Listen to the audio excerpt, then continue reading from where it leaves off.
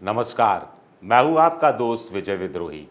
मुझसे जुड़ने के लिए आप सबका तहे दिल से शुक्रिया और अगले 10-12 मिनट में आपसे जुड़े रहने की कोशिश करूंगा। तो दोस्तों, कर्नाटक चुनाव के बाद आखिर क्या बदल गया है? सबसे बड़ी चीज़ जो बदल गई है कि पहले लोग कहते थे कि 2024 में आएगा तो मोदी ही, सवाल ही नहीं उठता किसी और का। 2024 में मोदी की जीत सुनिश्चित है। कर्नाटक चुनाव के बाद बदला सिर्फ इतना सा है कि अब लोग कहते हैं 2024 में मोदी तो आएंगे ही, लेकिन देखते हैं क्या होता है। इतना सा जुड़ गया है कि आएंगे तो मोदी ही, लेकिन देखते हैं कि क्या होता है। ये इसलिए क्योंकि मोदी कुछ महीने पहले लोकसभा में जोर शोर से कह रहे थे मैं अकेला सब पर भारी, लेकिन कर्नाटक में जनता ने दिखा दिया कि राहुल गांधी भारी पड़े, मल्लिकार्जुन खड़गे भारी पड़े, डीके शिव कुमार भारी पड़े और फिर भारी पड़े सिद्धारमैया। येदियुरप्पा भी उल्टे तरीके से भारी पड़ गए। तो जो मोदी 2014 और 2019 में फ्रंट फुट पे खेल रहे थे, अब वो बैक फुट पर आ गए हैं। 2024 में वो फिर फ्रंट फुट पर जाके छक्का मार देंगे या जीत की तिगड़ी हासिल कर लेंगे, ये देखना दिलचस्प होगा। इसी पर मेरा ये वीडियो कंसंट्रेटेड है। पूरा वीडियो देखना, तब आपको ज़्यादा पसंद आएगा और ज़्यादा समझ में भी चीज़ें आएंगी। कर्नाटक में सिर्फ मोदी नहीं हारे, मोदी का चेहरा नहीं हारा, मोदी का सबसे बड़ा नारा हार गया। सबसे बड़ी उनकी जो अभियान था एक तरह से, वो हार गया, क्योंकि भ्रष्टाचार का मुद्दा बन गया और भ्रष्टाचार के आरोप लगाने वाले जीत गए। जिन पर भ्रष्टाचार का आरोप लगा वो हार गया। नो टॉलरेंस, ना खाऊंगा ना खाने दूंगा, मेरे घर में है ही कौन जिसके लिए मैं खाऊंगा, ये तमाम बातें मोदी जी करते थे और भ्रष्टाचार को लेकर तमाम पार्टियों को भ्रष्ट और परिवारवादी बताते थे। लेकिन खुद की सरकार पर 40% भ्रष्टाचार का आरोप जड़ा गया और वो आरोप जीत गया। ये मोदी की छवि को भी धूमिल कर रहा है और इस धूमिल छवि से उबरने में मोदी को बहुत जोर लगाना पड़ेगा। आप कहेंगे कि पहले भी राहुल गांधी आरोप लगाते रहे भ्रष्टाचार के। अंबानी को 30,000 करोड़ का मुनाफा कराया राफेल विमान सौदे में, लोगों के दिल में उतरा नहीं, पचा नहीं। लेकिन इस बार क्या हुआ? इस बार लोग देख रहे हैं, कर्नाटक में तो लोग देख ही रहे हैं भ्रष्टाचार। एक कॉन्ट्रैक्टर आत्महत्या कर लेता है, लेटर लिख कर दे जाता है, कॉन्ट्रैक्टरों का ग्रुप प्रधानमंत्री जी को खत लिखता है। फिर इलेक्ट्रोल बॉन्ड के तहत 90% से ज़्यादा पैसा कॉरपोरेट जगत मोदी की जेब में या कुल मिलाकर बीजेपी की जेब में, बीजेपी के राजस्व में डाल रहा है। तो लोगों के दिमाग में सवाल उठते हैं।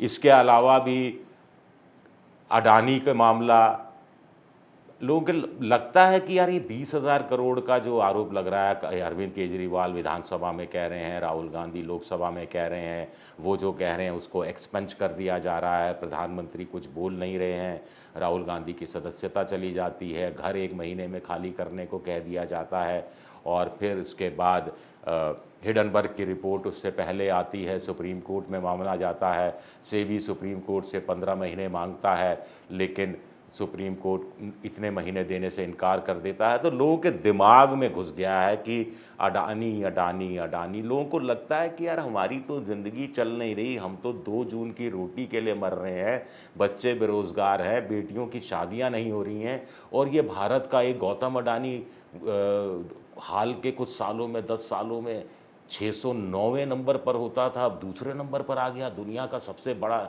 दूसरे नंबर का अमीर बन गया। तो ये क्या कमाल हो गया, ये कैसे हो गया?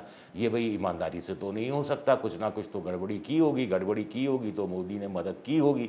ऐसी तमाम चीज़ें जा रही हैं जनता के हलक में, नीचे तक पहुंच रही हैं। राजधानियों से थी, अब नीचे तक ये पहुंच रही हैं, जो मोदी की छवि को नुकसान पहुंचा रही हैं। फिर ऑपरेशन लोटस, यहाँ महाराष्ट्र में सरकार खरीद ली, इससे पहले कर्नाटक में खरीद ली, मध्य प्रदेश में तोड़ फोड़ करके खरीद ली।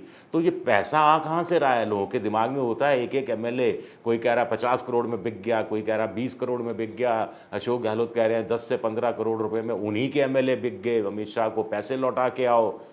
तो लोगों के दिमाग में बहुत सारी चीज़ें घुसती हैं। तो ये मोदी के लिए खतरनाक है। अब मोदी जी क्या करते रहे हैं कि 3 चीज़ों पर लोग आमतौर पर कहते हैं कि साहब ये 3 चीज़ें हैं जिसके कारण 2024 में भी चीज़ें बदलने वाली नहीं हैं। एक आमतौर पर लोगों का ये कहना होता है कि 2019 में भी ऐसे ही हुआ था। 2018 में राजस्थान, मध्य प्रदेश, छत्तीसगढ़ बीजेपी हार गई थी, लेकिन देखिए 2019 में जीत गई। तो इस बार भी अगर 2023 में हार गया कर्नाटक बीजेपी की पार्टी, और आने वाले 6 महीनों में अगर वो मध्य प्रदेश और छत्तीसगढ़ भी हार जाते हैं तो भी क्या फ़र्क पड़ता है, 2024 तो जीत ही जाएंगे। दूसरा तर्क ये दिया जाता है कि दूसरा तर्क ये है कि विपक्ष तो बिखरा हुआ है, विपक्ष तो एक है नहीं। जब विपक्ष एक नहीं है तो बीजेपी को फ़ायदा होगा ही होगा, इसमें क्या दिक्कत है। तीसरा ये कहा जाता है कि लाभार्थी वोट बैंक बीजेपी का तैयार है, 22-23 करोड़ वोटर है और बहुत है इतना ही। इतने ही वोट पिछली बार मिले थे, 23 करोड़ वोटर मिले थे और 22 करोड़ लाभार्थी हैं, तो ये एक सामंजस्य बना हुआ है। तो क्या 2024 में चीज़ें बदल जाएंगी, आप क्या सोचते हैं? मुझे लगता है, या आप में से कुछ और लोगों को भी मेरी बात से सहमत होंगे, कि 2018-19 और 2023-24 में ज़मीन आसमान का फ़र्क है। तब मुद्रा योजना थी, जनधन अकाउंट था, गैस सिलेंडर दिए जा रहे थे, बिजली घर घर पहुंचाई जा रही थी, और इसके अलावा प्रधानमंत्री आवास योजना के तहत घर बन रहे थे। लोगों में एक जोश था, लोगों को लग रहा था कि अब चीज़ें हो रही हैं, तो इसलिए लोगों ने बढ़ चढ़ कर वोट दे दिया 2019 में। दूसरा, 5 साल ही तो हुए थे। लोगों का कहा कि 5 साल तो कम होते हैं, कम से कम 10 साल तो देने ही चाहिए, और तो जनता ने वोट दे दिया। तीसरा ये था कि उस समय मोदी पर पूरी तरह से लोगों को यकीन था।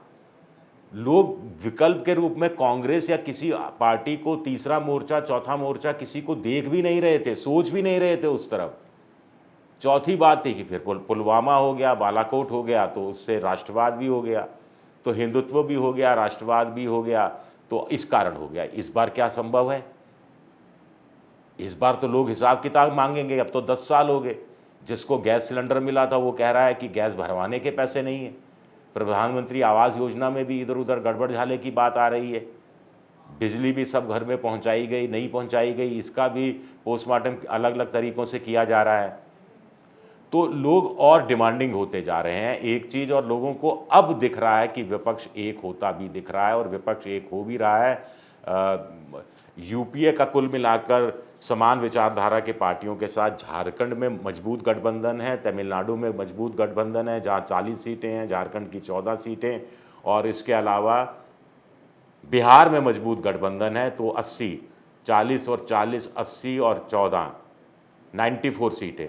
फिर महाविकास अघाड़ी का महागठबंधन है जो सत्ता में भी था, 48 सीटें हैं, ये जोड़ दिए जाए तो 142 सीटें। 142 में से पिछली बार बीजेपी के गठबंधन को 100 से ज़्यादा सीटें मिली थी। इस बार लोग कह रहे हैं कि अलग थलग हो गई है शिवसेना महाराष्ट्र में और जनता दल यूनाइटेड बिहार में, और कुल मिलाकर बीजेपी को इन 140-42 सीटों में से 20, 25, 30 सीटें मिल जाए बहुत है, तो सीधा घाटा।